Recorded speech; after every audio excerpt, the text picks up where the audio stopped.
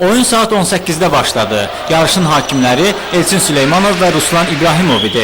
Oyunun birinci hissəsində Azərbaycan yığma komandası 58-46 hesabı ilə qalib gəldi.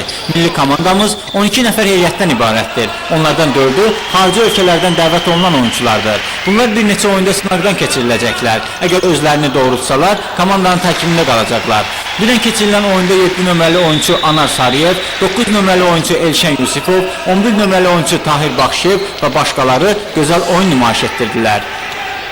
Gürcüstanın Qori Dövlət Universitetinin komandası 5 nəfər basketbolçu ilə gəlmişdi.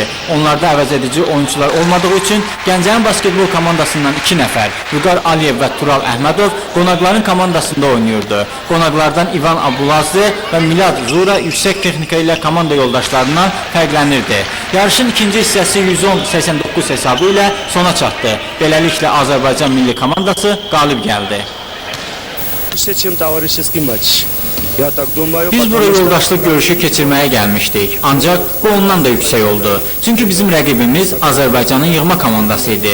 Rimas Kurtinaitis'in rəhbərlik etdiyi komanda ilə görüşməyimizə çox sevinirəm. Komandamızın uduzmağına gəlincə isə oyuncuların üçünün olmaması ilə əlaqədardır. Oyun haqqında təəssüratlarımı bir sözlə deyə bilərəm ki, Azərbaycanda basketbol olacaq. Mən buna inanıram. Basketbol будет.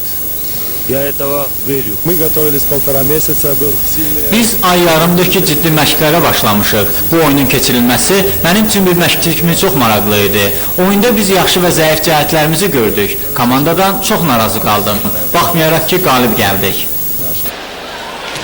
Kurtinaitis'in dediyinə görə dincəlməyə vaxt yoxdur. Çünki qarşıda oktyabrın 20-sində start götürəcək Azərbaycan çempionatı var. Dekabrda isə o Bakıda beynəlxalq turnir keçirməyi planlaşdırıb. Onu da qeyd edək ki, komanda təlim məşq toplanışını dünən başa çatdırdı və paytaxta geri döndü. Vüsal Məmmədov, Vaqif İbrahim Xəlil, Xəbər Plus.